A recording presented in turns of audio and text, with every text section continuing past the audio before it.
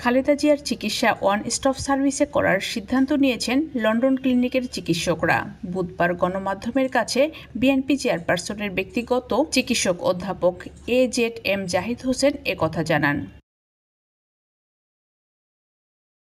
তিনি বলেন, গত ৮ জানুয়ারি থেকে ম্যাডাম লন্ডন ক্লিনিকে ভর্তি আছেন। তার সর্বশেষ রিপোর্টগুলো পর্যালোচনা করছেন প্রফেসর জন প্যাট্রিক কেনেডির নেতৃত্বাধীন মেডিকেল বোর্ড।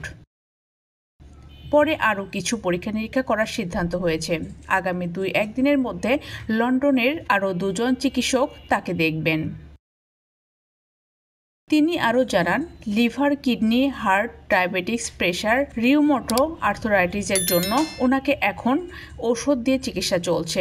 এর বাইরেও আরও কোনো চিকিৎসা করা যায় সেজন্য যুক্তরাষ্ট্রের জন হপিংস হাসপাতালের মেডিকেল টিমের সদস্যরা এখানে মেডিকেল বোর্ডের সভায় অংশগ্রহণ করেছিলেন। তার চিকিৎসা এক ছাদের নিচে অর্থাৎ ওয়ান স্টপ সার্ভিসের মতো করতে উদ্যোগ গ্রহণ করা হয়েছে।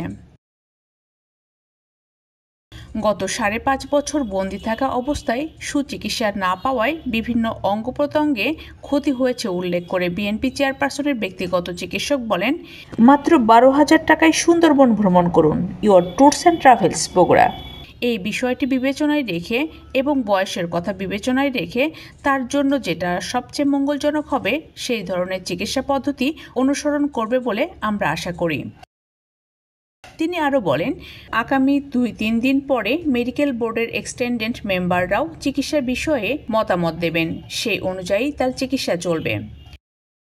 দেশবাসীর কাছে দোয়া প্রার্থনা করে অধ্যাপক জাহিদ বলেন, শুধু লন্ডন সহ প্রবাসীরাই নয়, বাংলাদেশের মানুষ উদ্গ্রীব হয়ে আছেন ম্যাডামের সুস্থতার জন্য। ওনার সুচিকিৎসা ও সুস্থতার জন্য আমরা দেশবাসীর কাছে দোয়া চাই।